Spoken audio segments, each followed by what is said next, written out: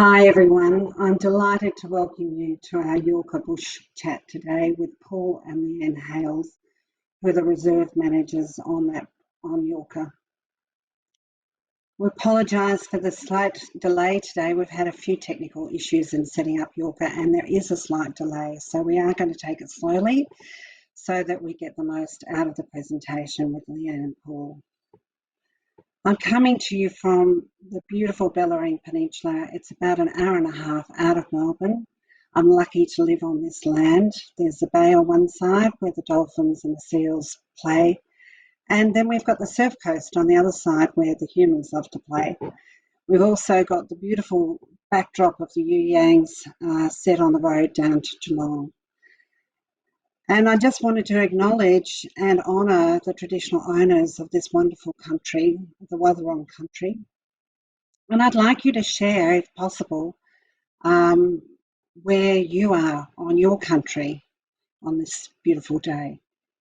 You can pop that in the chat box if you'd like. Today we're going to have some really great and unique insights from Paul and Leanne, and I'm sure you're going to have a lot of questions.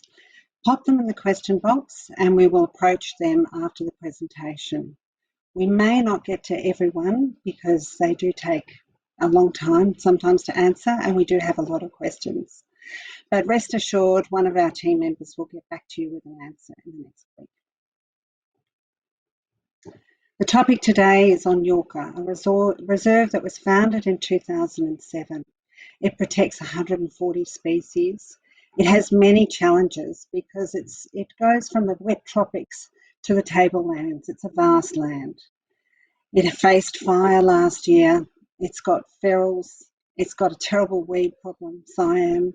And it's also got climate change. There's many challenges, but there's also many upsides as well. And we're lucky to have such a great team, Leanne and Paul, to share their story with us today. Bush Chats came around from the Gibson Wills team, which I'm a member of. And I have a lovely little dedicated team. Alana Dixon and Miranda Bowman are in on this webinar today. And they were essentially a way to make sure that our dialogue stayed constant with our supporters, both those considering or those that had made the profound decision to leave a bit of a legacy in their will to Bush heritage. We value them because they're transparent and open and provide an honest view of what's going on the ground, the science background and the traditional owner perspective and their science. And we really like our supporters to sort of question us and provide those questions to us directly so that we can keep that dialogue going. The other thing that we really do love is that this year in COVID, we've been able to actually bring these webinars to a wider audience. So it's not just for people that are considering gift and will, it's now for all of our supporters. Those that are new to us, those that made one donation, those that make regular donations, those that volunteer and provide their services in many different ways, and of course those that have made that decision to provide a gift in their will. We love hearing your stories because we all have a connection to the land, to country, and we all have our own nature story and why we believe conservation is so important. And so generally we like to share one of those stories, and I'm really honoured today to have a special guest who's going to share his story. Dr. Alexander Gosling, who is a member of our board. He's been on our board since 2016. He has an engineering and a commercial background. It's spanning 40 years with many accolades, too many to mention here really. But I think the things that really resonate with me is he's such a gentleman. He's so passionate about conservation. He's on a number of boards. He's on Zoos Victoria's for the endangered species. And he just really is passionate. He's embedded in what we do and he really gives it his all. He goes out to our reserves, he listens, speaks to our reserves managers, brings those comments back to the boardroom. He networks us into his own network, which is really a lovely compliment, because I think it's the ultimate test of trust when you actually reach out to your friends and say, hey, this is a great organisation. And he's always supportive on events like this. And today we're honoured that he's actually going to tell and share his story about how he got involved with bush heritage and his own journey. So this time I'm going to welcome Dr. Alexander Gosling, and please make him feel welcome to share his story. Thank you. Thank you, Sally. You're too kind. I've been asked to explain, when did I become keen on nature conservation? How did that lead to my engagement with bush heritage? And my journey from our first encounter to where we are. So for starters, I was born on a farm in Suffolk. In fact, you can see the picture of the farmhouse over my left shoulder. And I've always loved nature. So let me pick out a few waypoints on my journey from carrying tadpoles in a jar to the slightly larger scale that bush heritage operates on.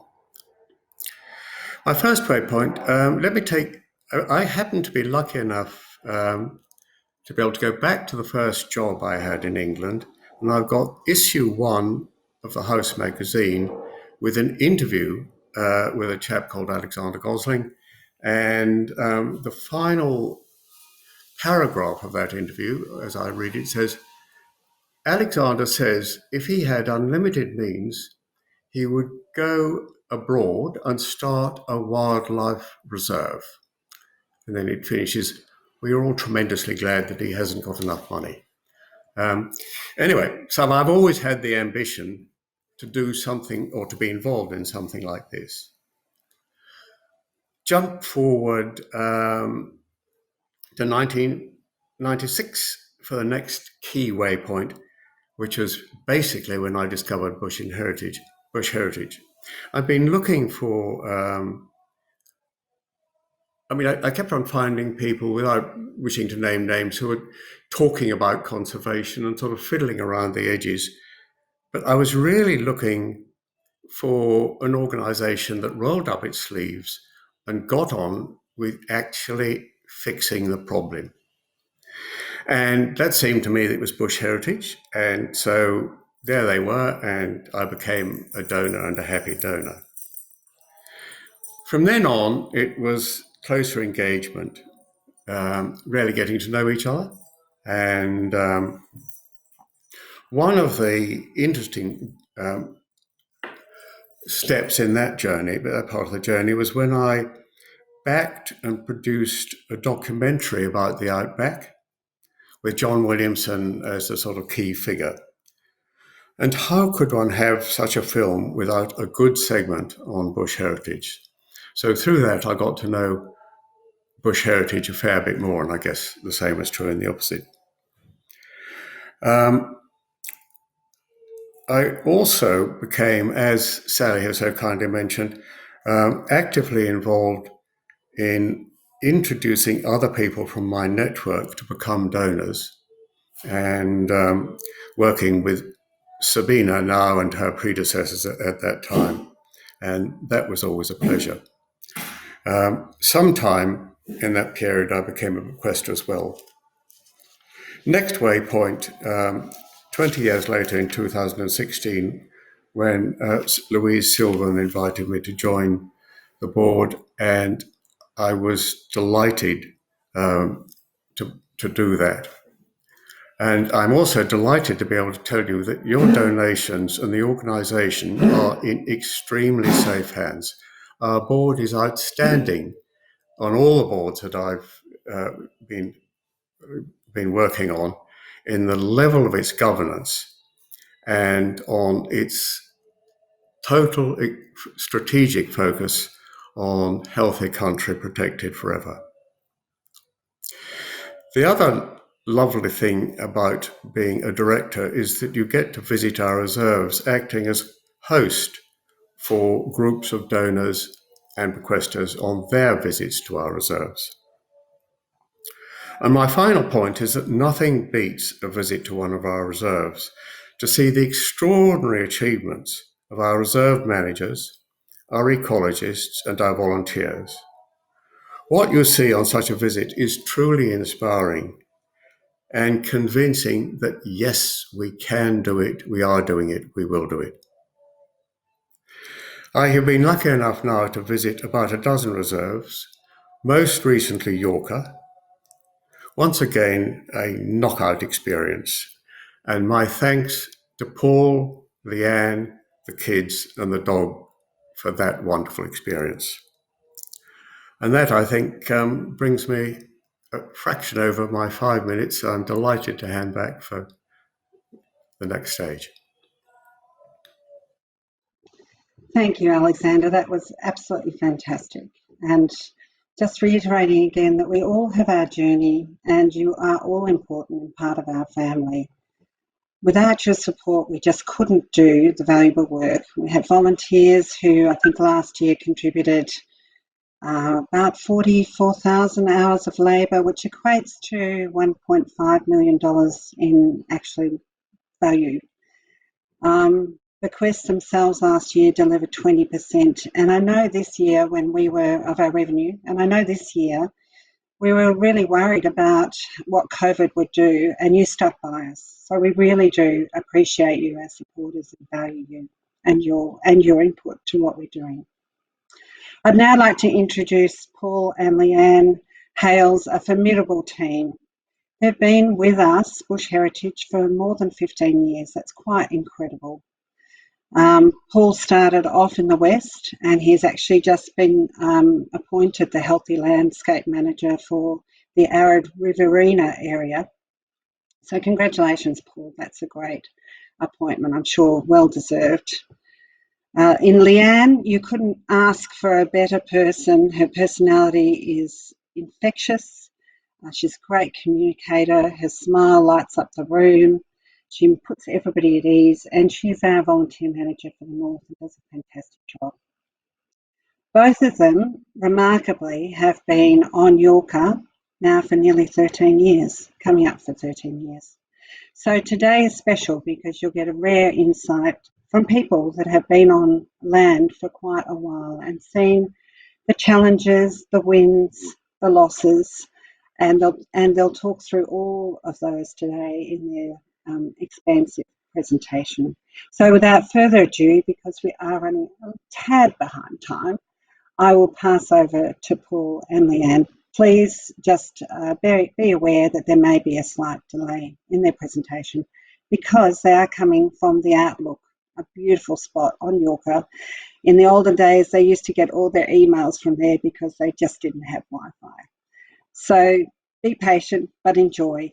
And I'll pass over to you now, Paul and Leanne.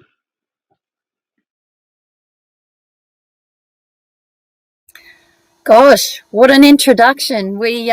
You might have noticed that we keep leaning towards the laptop. We've had a bit of trouble hearing some of the conversation thus far, unfortunately, but we came on just for some very flattering comments from Alexander and Sally, so thank you for that. Thanks everyone for dialing in today too. Hopefully you can hear us clearly. We've been a bit ambitious because we are live from the Yourka Lookout. We thought this might be a much nicer view than our sterile home office.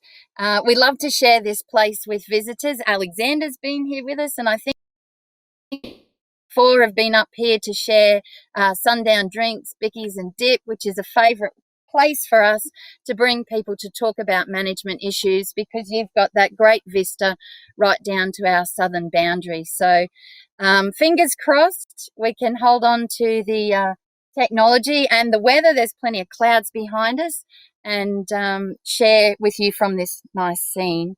So up here we're actually on Jitterbug country, and to our southeast on the property is Wirangu country. So we'd also like to acknowledge and pay our respects to those past elders, present and emerging of this country.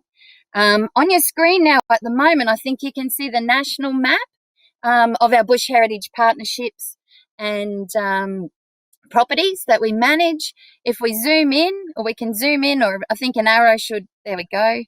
come across the screen and show you where we're sitting right now up here at your. Okay, so the screen that you're looking at the moment shows where Yourka sits in the broader landscape. We sit in a bioregion called the Einasleigh Uplands, which is nestled up against the Wet Tropics World Heritage Area on the east, and then it rolls down off the Great Dividing Range across savanna woodlands and drier woodlands to the west. In that area, Yourka sits, you can see the red dot there. Yourka sits up against the eastern boundary of the bioregion, and we share a neighbour, or part of our boundary is shared with Coombalumba National Park, which was state forest when we started, and the tenure has been strengthened since then, which is excellent. Paul's role, as Sally mentioned, with Bush Heritage, currently he's wearing multiple hats, but predominantly he's the Healthy Landscape Manager for the Einasleigh Uplands. So he can talk to you a bit about how that role takes him beyond our boundaries and off reserve. So as you can see, the Einasleigh Upland represented there by that squiggly red line, and Yourka sits to the right-hand side of that. So obviously as a reserve manager for Yourka, that keeps me reserve, but then as a HLM, we're expected to go outside. So you'll see a number of pins there for nature refuges within the tablelands, where we sort of fulfill a brother role, helping those nature refuges with weed control, sometimes cat control, pig work, a little bit of fire work, and just advice or management advice at the very least, where we can.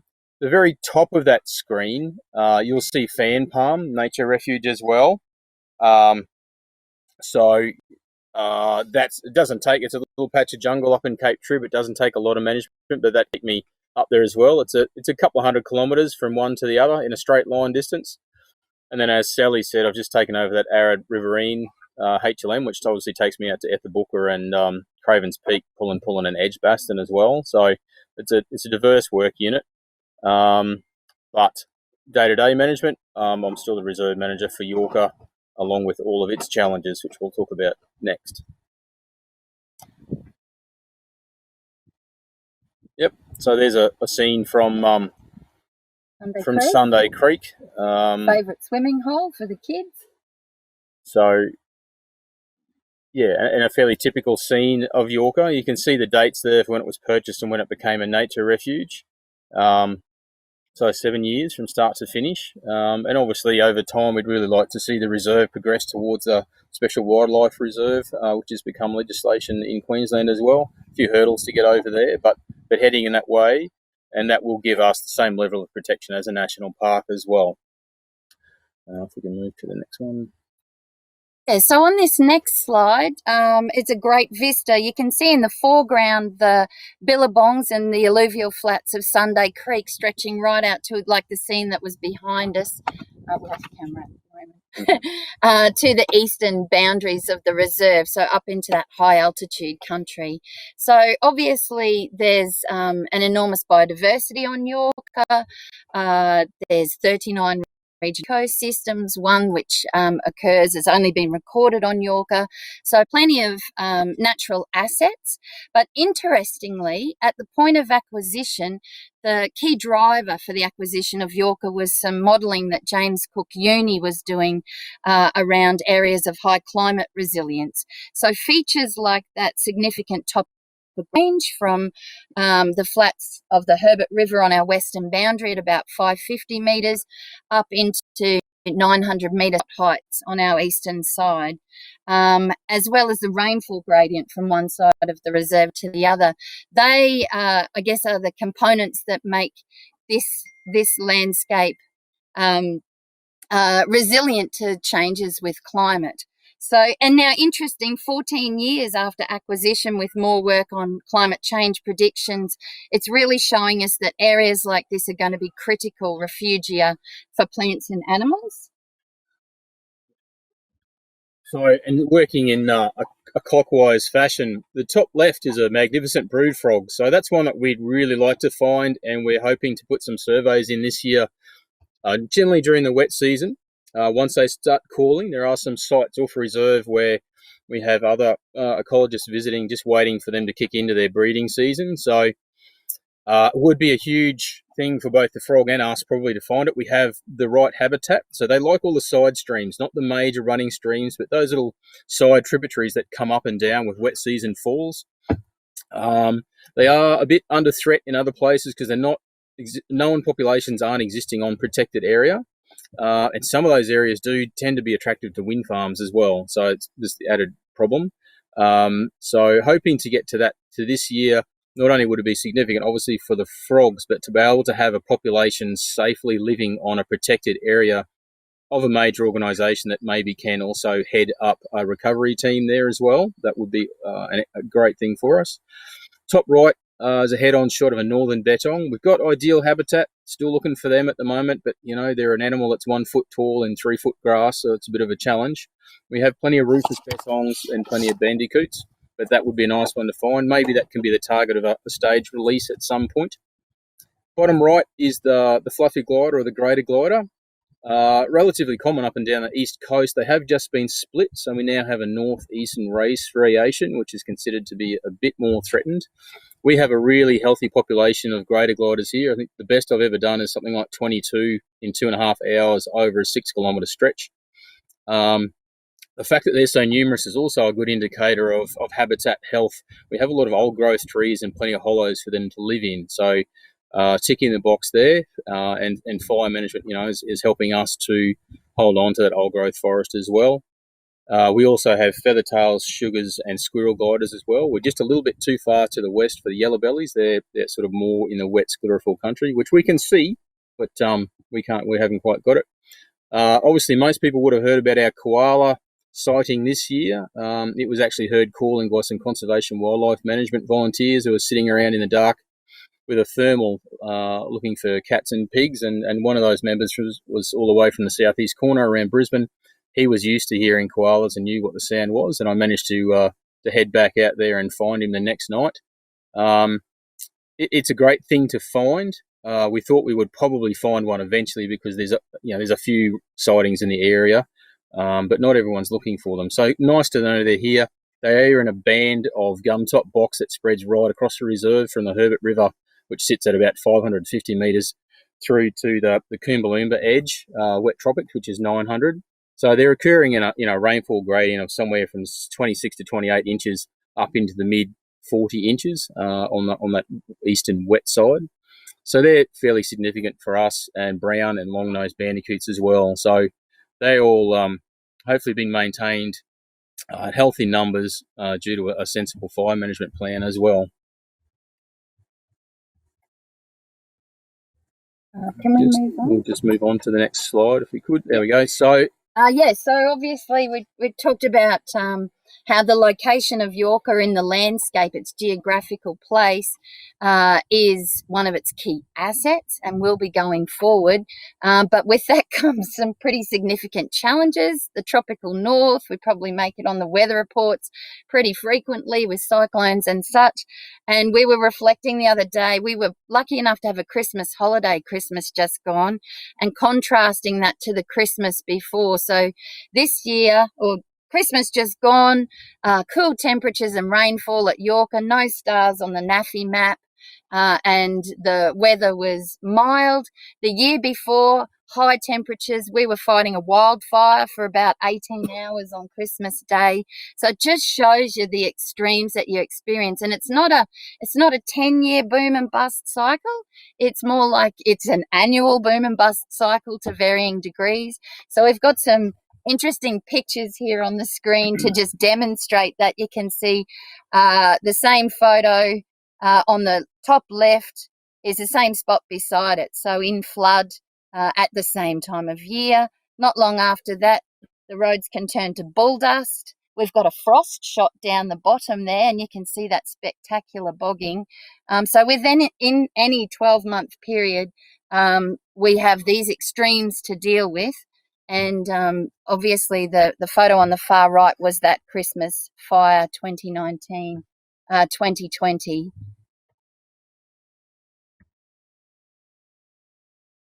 So I'll take over this one. I might just add that picture of that bogging shot was a lightweight UTV that was actually on a fire line. So Yorka's in this lovely position where we can actually get in and do our prescribed burns, but we can bog every vehicle that we put on that while trying to actually deal with that fire. So the two fire scar shots, we've got those two trees, they're slightly different angles, but of the same floodplain, and you can see that those ovals, they are of the same tree, just for a point of reference. So that's within 3 to 4 weeks after it was burnt in that 2019 fire. We had clean water running back through it again. I haven't got a shot today, but that grass, a lot of it is up to shoulder high and was back there again last year. So we've had 2 good wet seasons right through that area. It's all recovered quite nicely. Okay, so on the topic of fire, while we're heading in that direction, monitoring.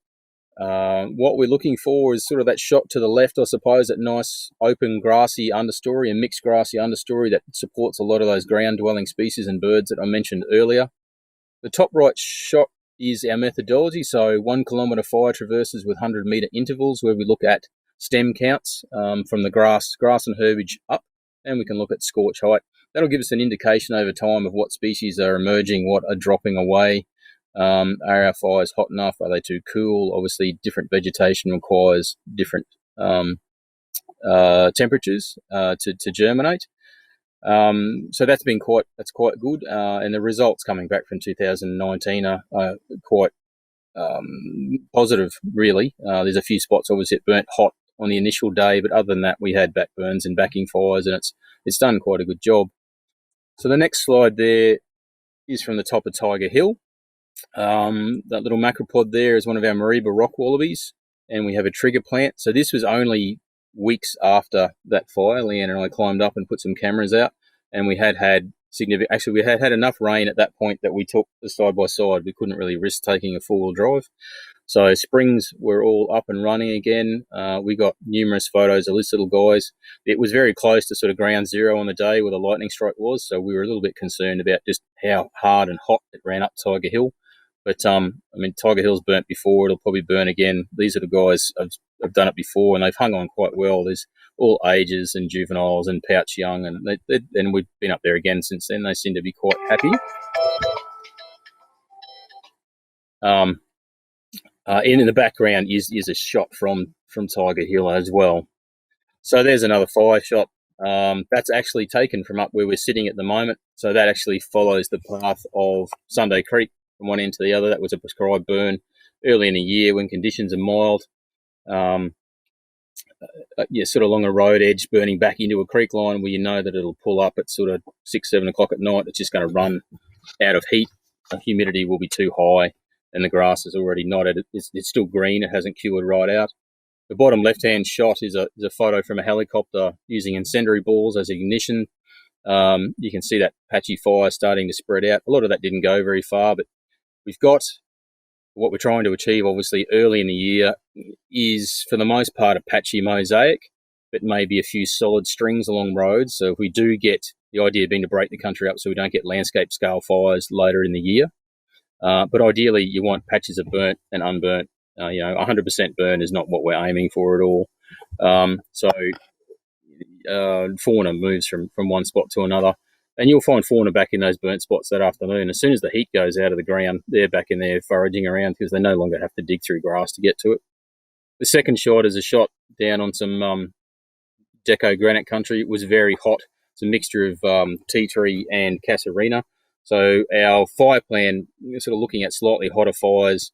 Northern Queensland has a problem with woody thickening. So what we'd like to do is with fires is try to remove some of that woody thickening where we can and promote a mixed grassy understory, which will benefit a lot more species. So going back there, that's a 2019 Christmas shot again, but going back there now, we've got grass and herbage in places where I've never even seen ground cover at all before, simply because of less competition and more light. And what we are finding in there is well regermination from some of the large eucalypts in the area that produce hollows. Up until that point, obviously they're producing hollows, which benefits the possum species, but up until this point, there was so much other competition on the ground that none of those eucalypts are actually replacing themselves over time. So that's a positive move forward, I think. And then obviously, there's a nice shot, number 3, nice open mixed grassy woodland. That would be the ideal everywhere. The early English explorers took about open English parklands. We definitely are not seeing that anymore. So it'd be nice to have it return to that. And some places we've had good success at that. It looks quite different. You can see the difference in the last 10 years. And then the last shot is a shot of a Siam weed plant, which is a P1 weed that we have to deal with up here. We do use fire to help with seedling control and to allow access and that sort of thing as well, so we can get back in. So it has a large woody tuber just under the surface. So fire, as much as it will burn the adult off, it will generally shoot back up. At least it reduces all that biomass above it. You can get back in and spray it or dig it out. Seedlings really don't like the fire. But it gives us some access and see if we can put our feet as well, obviously. Speaking of feet, if we go on to the next slide, I realise we're going a bit over time, sorry, so we'll try and wrap it up fairly quickly. But you can't have a Yourka talk without mentioning or providing an update on the Siam project. People may have followed this battle of attrition through blogs and newsletter articles over the years. And this photo here I put together, I call it the Hall of Fame, although that's not quite right. We've had over 70 volunteers in emu parades over the last 12 years of battling this weed, and they're not all pictured there, unfortunately. Sometimes we're a bit busy digging the weed out to stop and take a photo. But so Sally made mention of how COVID impacted on volunteer engagement, I think, and that was certainly the case for this project. If you go on to the next slide, though, it's coincided with some thinking. We've learnt lots over the years of dealing with Siam, and we've refined our approach, and the data's been showing us that we probably do need to mix it up a little bit. So the top left shot it's a lovely photo. Richard has really kindly smiled and posed for that one, looking very happy. Not long after I took that photo, he told me he thought he was having a heart attack earlier in the day, which is not what you want to hear from a volunteer that you're supervising and working alongside. But it is a really strenuous way to tackle the weeds. So our approach had been these emu parade styles down the creek lines. We cover a lot of country. We're carrying hand tools and we're digging it out. And then alongside that, we had some dedicated contractor sites where we, bigger patches of Siam that we treated with herbicide. I'd just like to draw your attention to the picture in the middle, though, and explain why we really feel like we've got to take a different tack. And that is, you can see in that picture 2 Siam plants hanging up in a tree, which is what we do, because if that root, if that big tuber is left behind or in contact with the soil, it'll re-sprout. And you can see there's 2 ages of plant there, one from a previous year that's been hung up and dried out. And then obviously we've come back to the same site and still found plants there. Now that's in open country, basalt country down on in the Herbert River area. So detecting the weed is not a problem. It's not a case of not finding it in the lantana thickets. It's a case that we just haven't got that whole root system out. And that's very hard to do because in the basalt country, it's growing under rocks. Can be very hard to get down to the secondary roots, and where it occurs in conjunction with lantana, it's a battle digging in like Richard was doing there, digging into the centre of a thicket to dig it out. So we in 2020 we actually there was Paul, myself and a seasonal field officer. There's a picture up in the top right with backpack spray. So we covered the same country with a fair bit of backtracking, I should say, because there was only 3 of us rather than a team. But we actually undertook broad-scale herbicide treatment of the weed. And can't wait really to get back into those Siam sites this year to see what sort of impact that has made. The data has showed us over time that the dedicated spray contractor sites, we have just had the best kill rate. So we've gone from a hectare that might contain thousands of Siam plants, and we return every year and we might find 1 or 2. And in some of those sites, we've consistently now found no plants for a few years running, that's what we want. We've got a zero tolerance on this weed. It's nice to contain it, which we've been doing by breaking the seeding cycle, digging it out each year, but we really just want to exterminate it. So So that data suggests that really herbicide treatment is the way forward. But we've also got a picture there of a biological control that we introduced last year.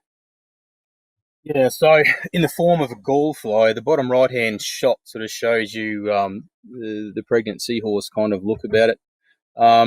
It's gone quite well in the areas we've released it. It hasn't gone that far. I need to get back into all those sites this year and just see if it's gone a bit further. It certainly jumped straight into the bushes I released it on, and then obviously they've bred and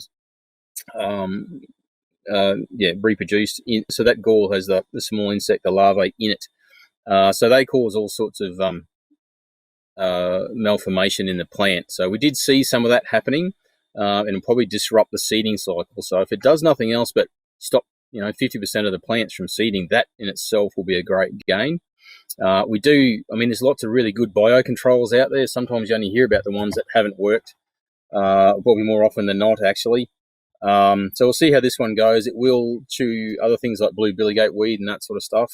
The hard part for us is to get to a plant, find that it's got galls on it, and it's also got flowers on it, and then sort of have to walk away from it so that the fly has got something to eat. So in those cases, we tend to grab a bag and take all the flowers, seeds, any sort of reproductive material off it, and then keep an eye on those sites, obviously. But if that was to take off, that would be certainly a game changer. It's working really well in the proper wet tropics where it stays wet and humid.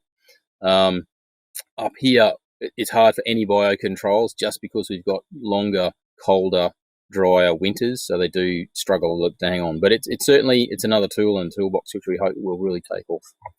And we'll move on to the next slide and finish on a quick showcase of another volunteer partnership that's really gone from strength to strength.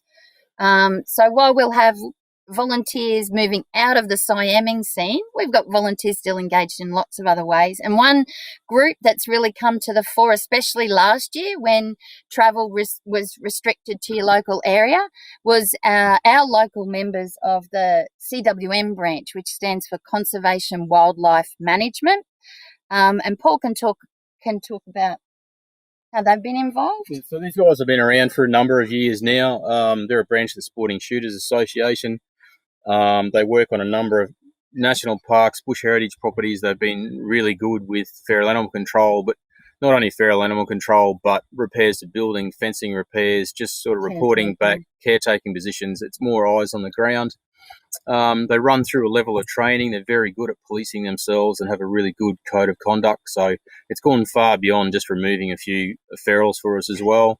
We've managed to get two of the guys to run some training for us with the tree kangaroo and mammal group. So that's that top right-hand shot. So they sort of went through navigation, fieldcraft,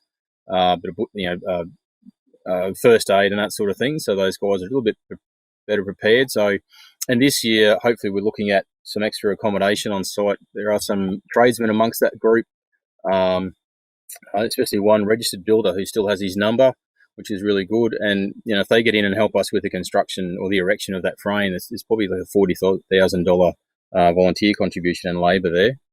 Okay, so as we were saying, we're going to try and put in some, there'll be staff volunteer fire crew accommodation this year. So if we move to that next slide, I think that image will slide onto the screen just to show you where it is. So that'll have double ablutions block at the end of it as well, a small kitchen and laundry. So that'll give extra staff, room, try and get people out of the shed, get them out of the tents we're currently using. So they'll have some weatherproof accommodation, which would be excellent. We were lucky enough to get the house on site as a reserve manager's quarters a few years ago now. So it's sort of time to step up the ante. But yeah, that level of volunteering, it's not just the things they turn up to do. It's had all sorts of positive flow-on effects from that. So if we can move on. I think we can probably go to questions, Sally, as long as we can hear you. Sure. Can you hear me now? I'm hoping that our supporters can stay with us for a little bit longer. We've had a great interest in this webinar. I think over 130 booked in, so that's fantastic. And thank you. That was amazing, just showing the amazing diverse range. It's hard to condense. Okay, I'll go really slowly. Okay, so we've got a question from Richard. What is the impact of Siam spray on the other species? And will there be a legacy of pollutants? Did you get that? It's a huge I hassle. think, Yes, thanks, yeah. Sally. So yeah, no, not a huge hassle. We're not seeing any flow-on effect. We've got native species coming back through our grasses.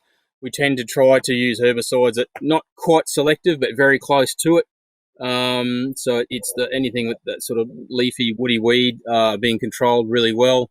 It would be better if we had stuff that would hang on a little bit for germination, but we haven't really the magic answer to that yet. So, and the amounts we use, as much as we're doing a lot of it, when you look at the amounts and the area that we're covering, it's certainly not affecting anything else. The regeneration on some of our islands within Sunday Creek is phenomenal, really, with especially things that we think would normally be sensitive, like the fig trees and the lily pillies. They've actually got a chance now with the removal of Siam and lantana in some places. They've come through really well and are shading out other species underneath, especially some introduced grass species. So it's sort of don't have a great concern with it. I think it's heading in the right direction quite well at the moment. Fantastic. And Helen is actually also about the Siam weed. She wants to know what time of the year. So what months are you actually attacking this weed? We didn't get that one, Sally. Sorry. What time of the Just year hold the are headphones you on, Sally, if spraying that's all right. weed? Can you hear me now? Take us off camera. Maybe take us off camera, hey. That improved quality before quite a bit. Okay. Helen just wanted to know what time of the year you spray the weed. So what months? It all comes back to wet season dependency. Because this place just turns into a massive bog hole, you can do it on foot as much as you can, but it's good to have some mechanical backup like a UTV carrying extra herbicide and food and water. That's the way we've gone to. But it's pointless getting in if we end up with multiple vehicles logged nose to tail and making a mess. So it's generally as we come out of the wet season, but before we get our first frost. So that's sort of July, August. So you're looking at May, June. The other thing you've got to balance then is the flowering seeding cycle too. If we're that far behind that plants are already flowering and setting seed, then we're wasting our time. So as much as there's hassles with wade creeks and being wet all day, it's still, you've got to get in that little bit earlier to try and deal with it. And obviously, especially now with herbicide, we can deal with there's Urina burr, there's blue billygoat weed, there's blue top, there's lantana, there's snake weed. So that where before we were hand pulling Siam, the ability to use have the herbicide with you now. We're working on at least half a dozen other species time. Okay, and I think we've probably got time for one more quick question before we'll have to close. But Kevin again has asked a question about Siam weed and said, "Have you tried lantana splatter guns with Siam?" Yeah, we'll just splatter guns and yep. So yeah. just splatter guns in general. Doing a little bit. I like finding some of the other stuff is just it keeps coming back again, so we don't have enough residual. The big thing for us at the moment is being able to carry, and you still got to carry cutting tools. So it's a little bit logistically difficult at the moment, but obviously they're lighter than a back, so it's something I want to try. Works better on lantana because it's such a big bush and it's hard to miss. When you're dealing with Siam and you've got all these spindly stems, you end up going through a lot of it. So to a certain extent, you're almost better off carrying a heavier backpack and putting on a mist and making sure you get good coverage. Because the one way to have a herbicide program fail is not getting things wet enough and then having plants recover and then becoming herbicide resistant, which is why we have some of the badder herbicides, for want of a better word, that we have these days, because plants have become resistant over time. Thanks, Paul. And I think we might leave it here just because we've gone over time. Any questions that come in, we will field them back to you. So rest assured you'll get your questions answered.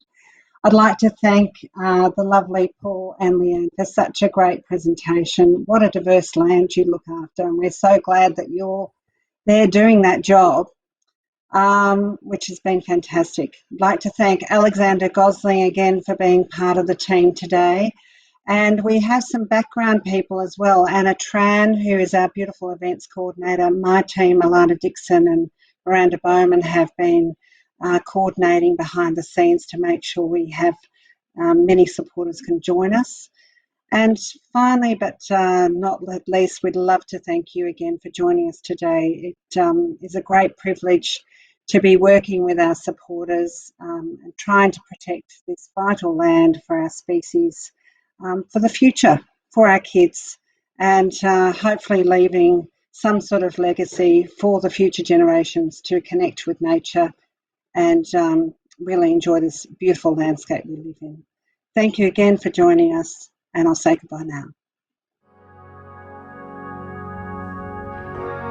There's no one like you. You rip apart the clouds in all my dreams. Others are